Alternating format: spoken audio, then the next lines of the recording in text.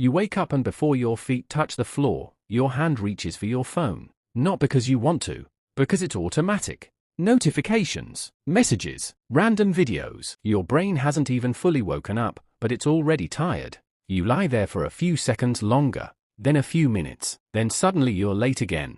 And while brushing your teeth, a quiet thought shows up. Why am I like this? You promise yourself today will be different. You really mean it. But deep down, you said that before. If that sounds familiar, listen closely. Because this isn't about laziness, and it's not about motivation either. It's about habits, the invisible routines shaping your life every single day. Most students don't fail because they aren't smart. They fail because their days are chaotic, their energy is scattered, their focus is constantly under attack. And no one ever teaches them how to actually live in a world full of distractions. So let me walk you through something. Not like a lecture, like a conversation. Imagine it's 2026. You wake up feeling calm, not rushed, not heavy. Your life isn't perfect, but it's stable. You trust yourself. You follow through. That version of you wasn't built overnight. It was built by small habits done daily. Let's rewind and build that version together. The first thing that changed everything wasn't waking up early. It wasn't grinding harder. It wasn't some motivational quote.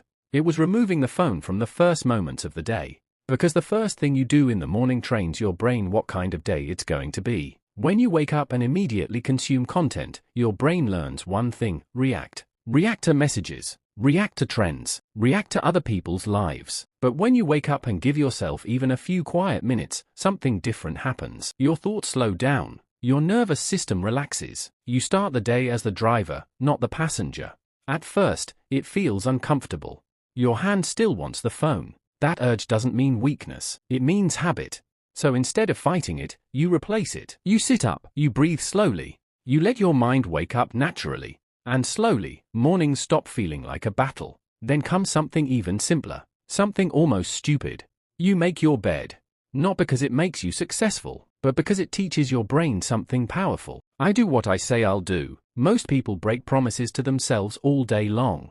They plan, they delay, they quit, and over time, their self-trust disappears. But when you start completing tiny tasks, your identity shifts. You become someone who follows through. That identity is everything. As the day moves forward, the biggest enemy shows up. Overwhelm. Too many tasks, too many goals, too much pressure. So instead of doing more, you do less. You choose only 3 things that actually matter today. Not what looks productive, what truly moves you forward. This calms the mind instantly. Because clarity creates action. When it's time to study, you stop pretending you can focus for hours. You can't. No one can. So you stop fighting your brain. You work with it. Short focus, full attention, then rest. And something surprising happens. You finish more in less time. Not because you became smarter, but because you removed friction.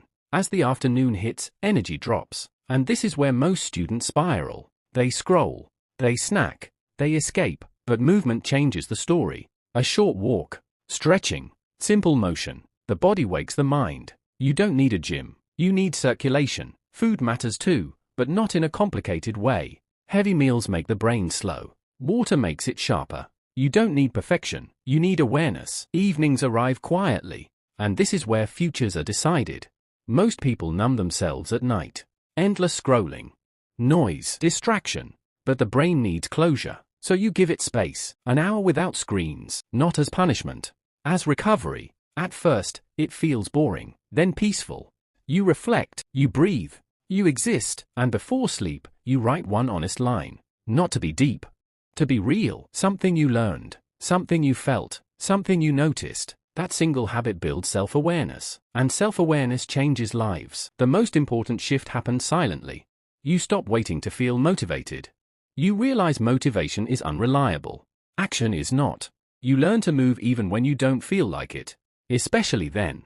And slowly, discipline stops feeling heavy. It feels normal. Then one question changes everything. What would my future self do right now?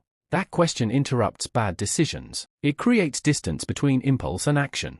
You stop sabotaging tomorrow for comfort today. And one day, without realizing it, you look back. You're calmer, more focused, more confident. Not because life got easier, but because you got stronger.